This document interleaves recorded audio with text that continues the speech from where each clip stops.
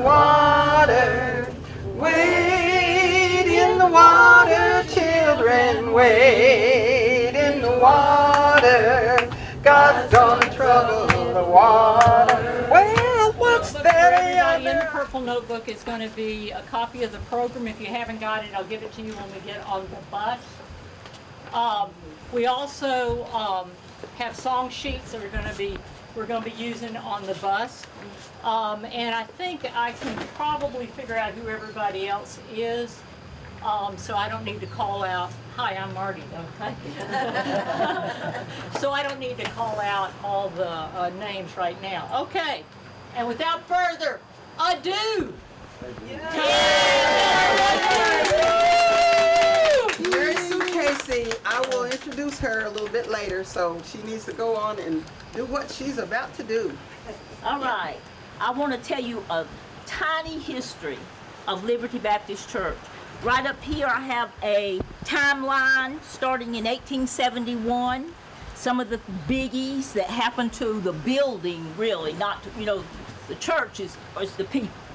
But this is what happened to the church building as we go along. So in 1871, the local African Americans were attending Scotch Creek Church, right down the creek here, Scotch Creek Church. And the blacks decided that they wanted to worship together, just them, by themselves. So they went to whoever was in charge at the time and asked permission to form their own church. And they said yes, and they said, we will help you to organize. And they did that. And we became Scotch Creek Liberty Baptist Church. And that was in 1871. And the worship services were held on the upper part of Colonel Daniel G. Bryson's farm near the Gum Springs. I have no idea what I wasn't born at the time, so I did not know. I don't know what happened. Are you sure? I am positive, no matter what I look like. Okay, so we proceeded to have 11 different pastors up to 1899. And in 1899, show the picture of the pastors, Kirk. Kirk is my Vanna. He's my brother, and we couldn't make this work, so he's helping me out. That's what brothers are for, right? Yes. Yes. Especially mine. He's special. Okay, so there were 11 pastors, and this is just a picture of a few of them that worked in 1899, served us then. In 1900, the Rosenwald School was built, and the church was moved from that log cabin to the school. We started having church in the school, and that was in 1900. Okay, so this is a picture that was taken in 1939.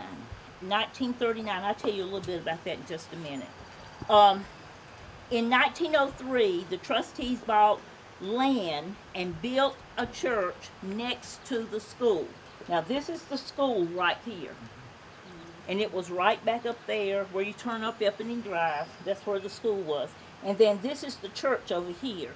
Now you see the bridge right over there? Well, here's the 1939 version of that bridge. And they were having a baptism. And the best we can figure, my mom said she was 13 when she got baptized.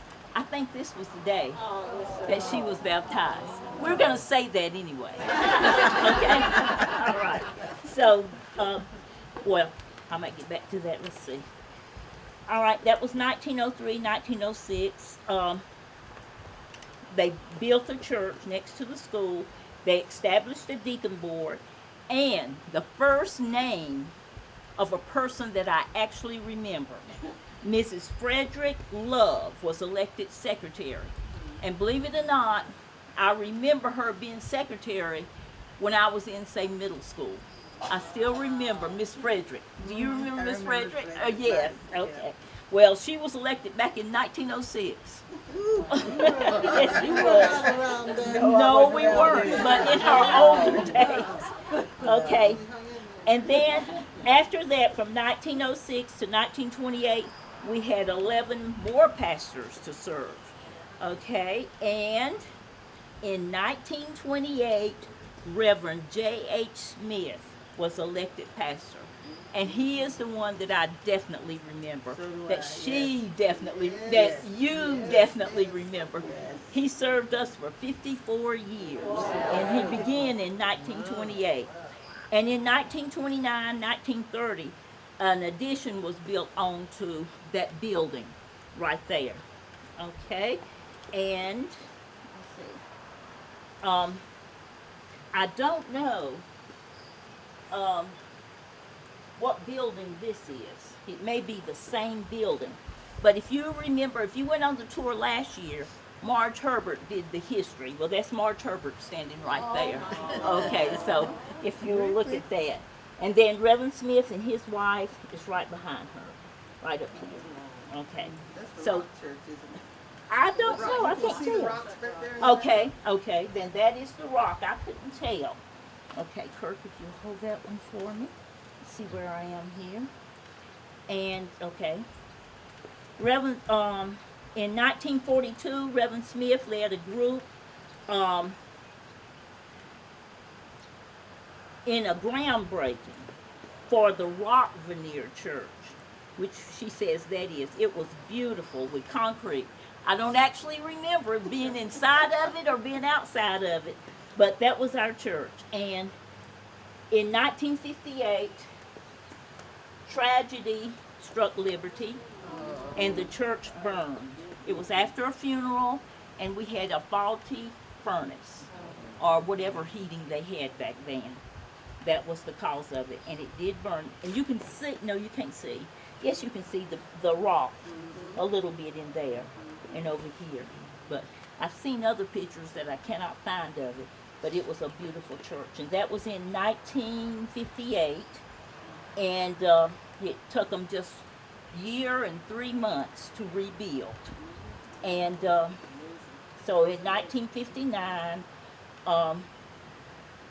Reverend Smith led the church on the fourth Sunday in December. He led the church back into the new building. In the meantime, we had services in the school that was right back there. Okay? So, in 1982, after 54 years of service, Reverend Smith retired. Okay. Now, I don't know when the brickwork was done on the church, but you can see this is the same church that we went into in 1958. It was a block church at the time, and we finally put the brick on there. So that's this church right here. Okay. All right. Now, this is more recent history. I remember all these things happening. In 1983, Reverend Luther B. Reed was called to pastor Liberty. And in 1988, he resigned due to his health. In 1988, Reverend J. Eugene Smith was elected pastor, and he resigned in 2003 due to his health. And then in 2004, this is the person you know, Reverend Lee. Reverend Lee came to us in 2004, and you know we celebrated his 19th year anniversary just a couple of weeks ago. So, under his leadership, the church has expanded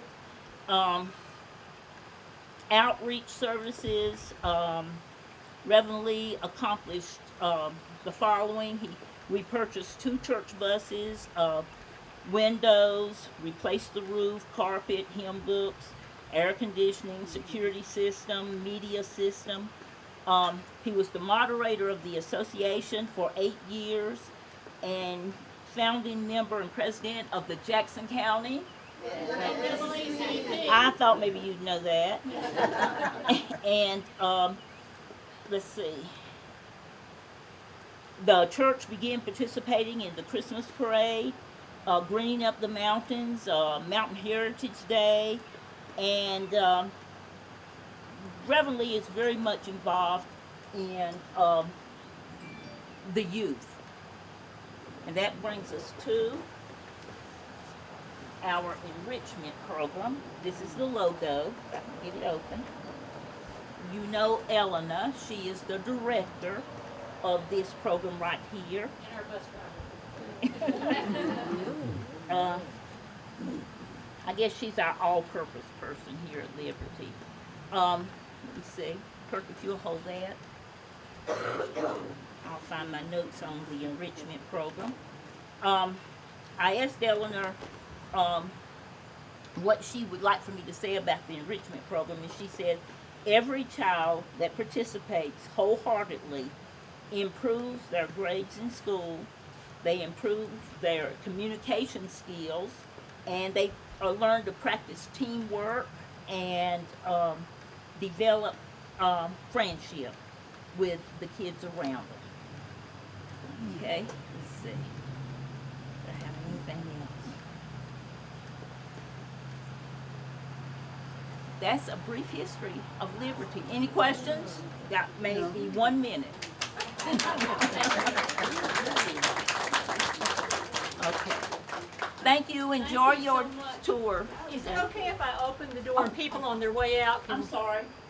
I forgot to hit the Oh, flag thank you. here, Yes. this garden, you can see it from here, the brick garden. That was a fundraiser we did to support the enrichment program. So if you don't have one out there, and you want to have one, see me or Sister Barbara Austin is the chairperson. And then if you look down the line there, you'll see a vegetable garden. And that's the enrichment program doing that. They just started that this year. Yes. And yes. And that's for the community. There, we have a neighbor right up here on the corner, and he keeps his eye on it, and he helps us with it from time to time. So we enjoy the community enjoying that garden. And that's the enrichment program that started that. Thank you so much. Yeah, can I also finish that? If you want to take the ramp down and come to the bus, or just go down the stairs and get the bus and get seats.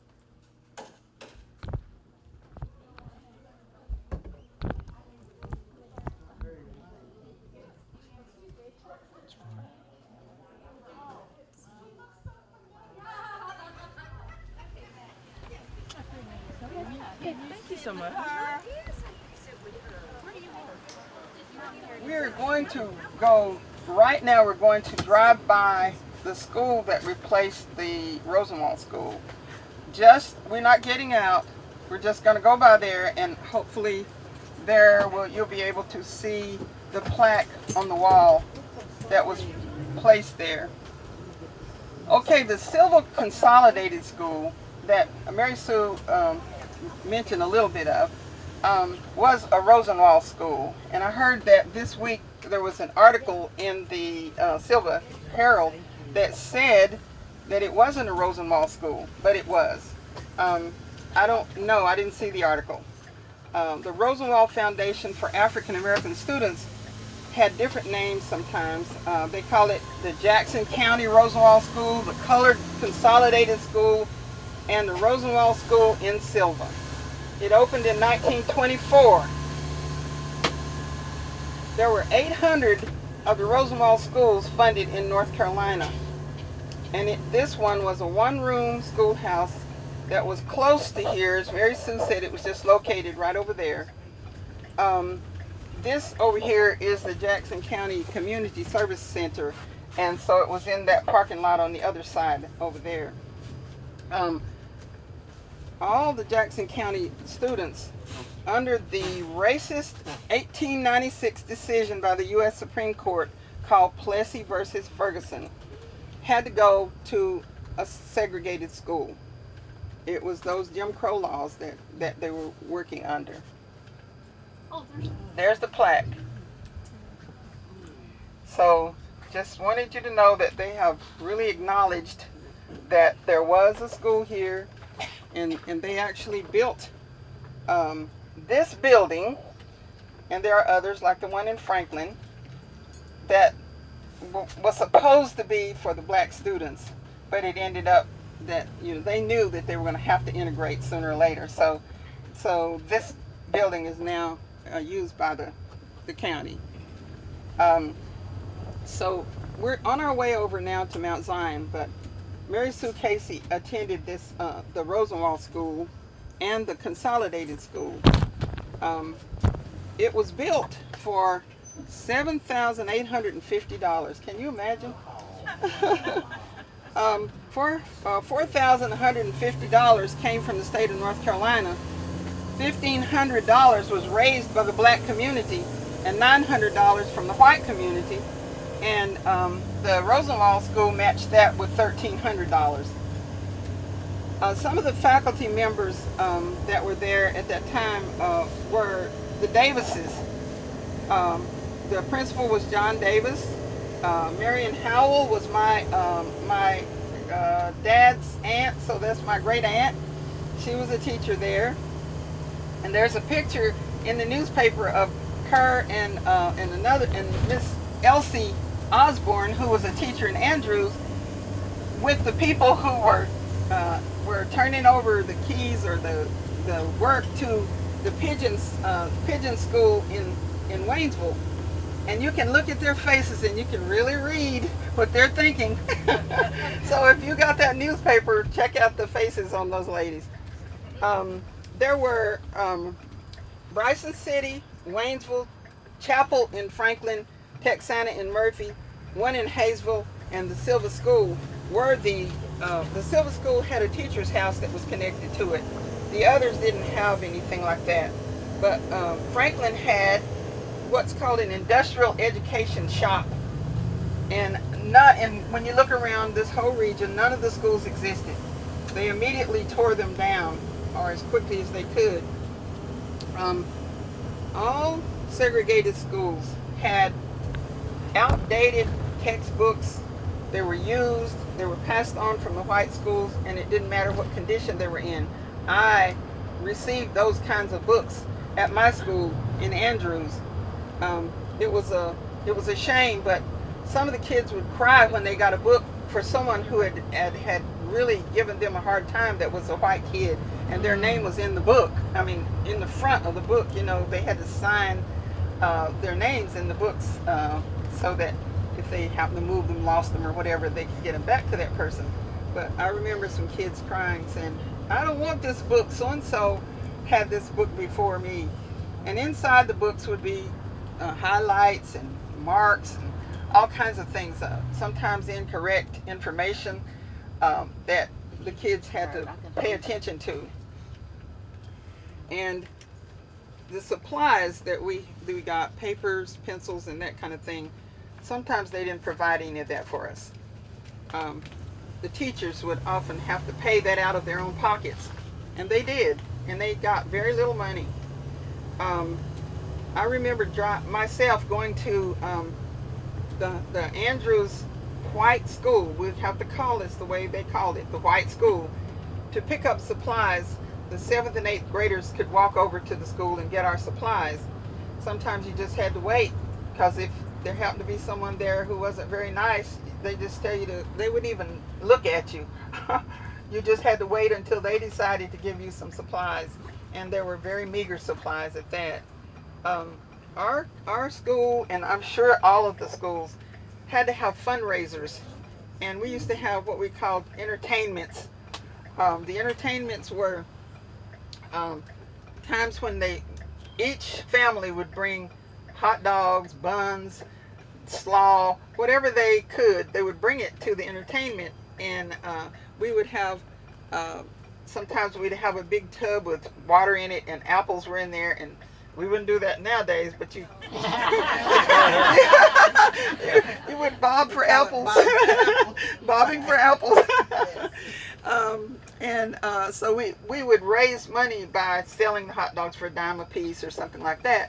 And in Andrews, it's always been a cooperative, not saying there wasn't racism, but there was cooperative work between the white people and the African American community.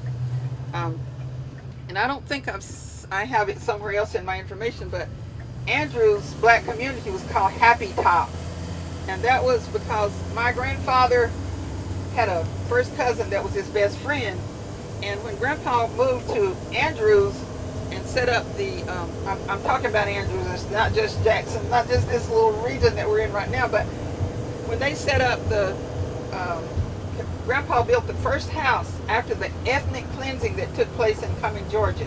You can look that up for yourself and learn more about the ethnic cleansing.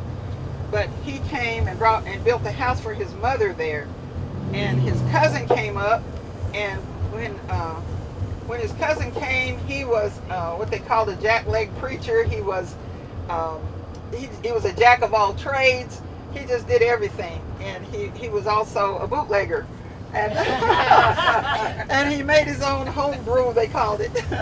So out in the valley, in the holler that is there in Happy Top, he would have these little parties with all the young guys around there, and they would just dance. He played a mandolin, and they would dance, and he would serve the hot dogs and hamburgers out there in that area, and that's why he named it Happy Top.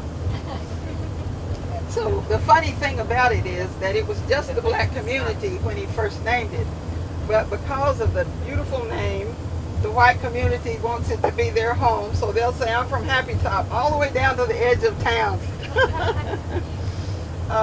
Julius Rosenwald was an investor who was invested in Sears and Roebuck, and he and Booker T. Washington, who founded Tuskegee Institute at the time, Tuskegee University now, but they got together with the states and the communities to fund black schools.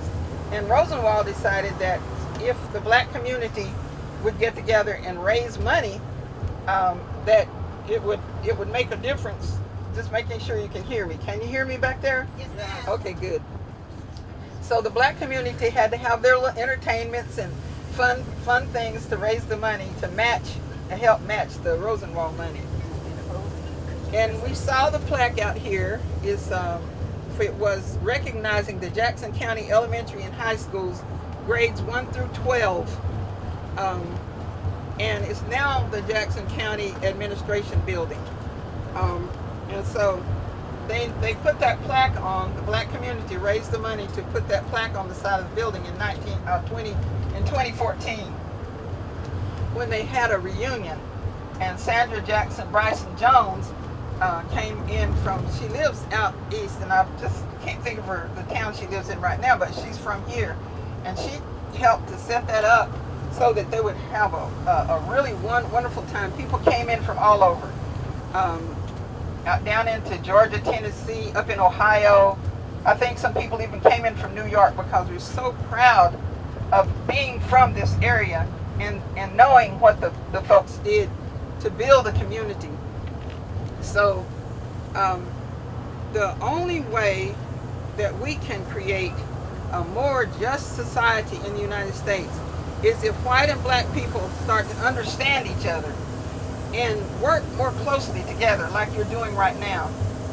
I appreciate it when I see white people wanting to work with the NAACP, and you got to realize that the NAACP was started by both black and white people, and so that's a really good thing. Now, Marty Newbold is sitting over here, and I'm going to say this about Marty's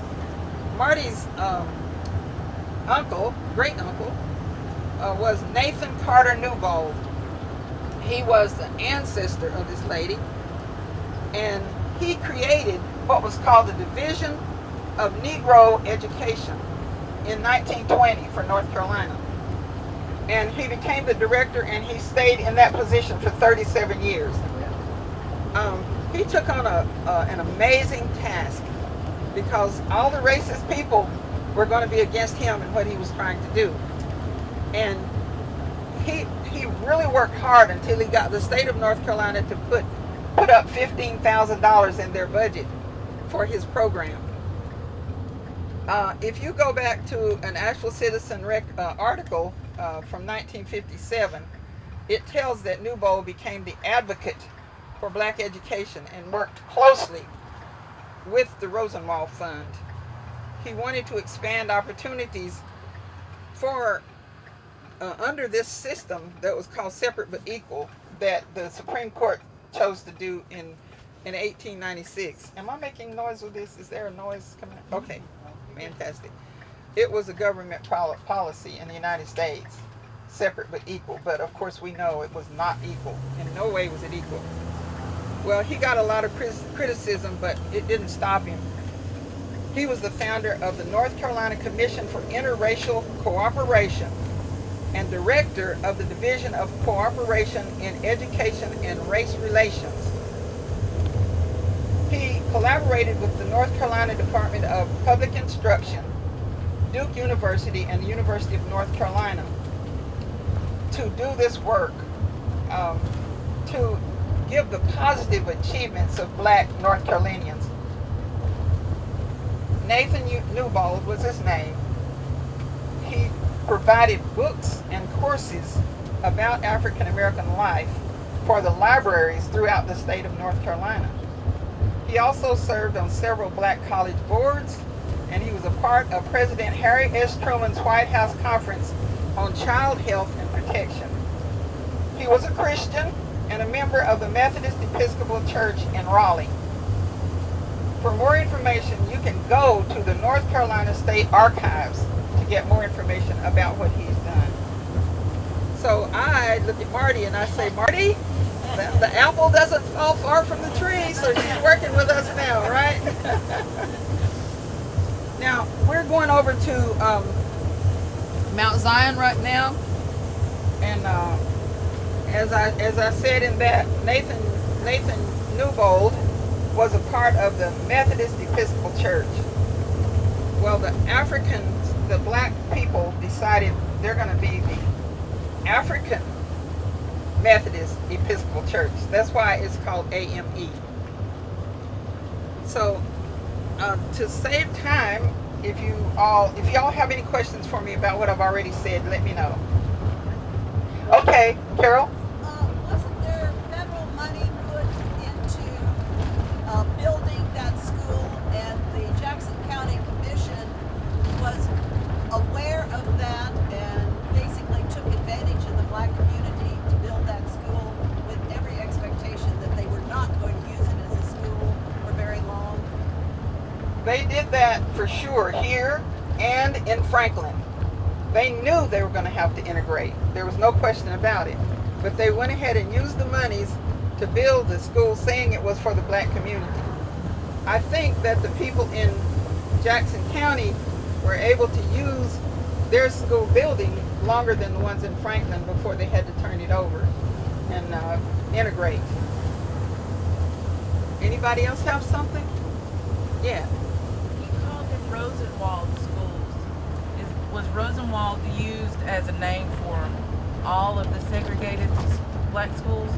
No, there were those schools that were being built. He wanted to build them so that there would be a better place for the African Americans to go to school.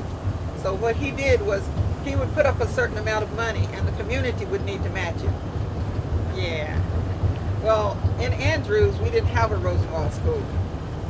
Now, the way they built some of those Rosenwald schools was they made long windows that went almost down to the floor because of power, electricity. They didn't have much of that. And so it would bring the light in from the outside.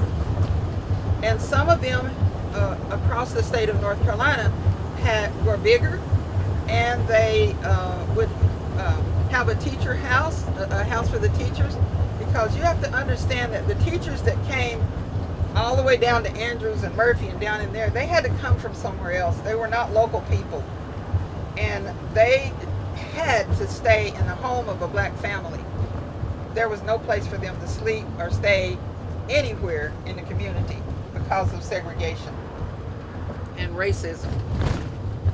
Also, I'll say about that is that one thing that I always think about now is it's so easy for us to just turn on the water and have hot water and everything, but those teachers that came back down in there, they had to go out and draw water from a well, put it in a container that was on the side of the wood stove to heat it, carry it from there to their room, which usually the people would set aside one room for the teacher, and make a bath.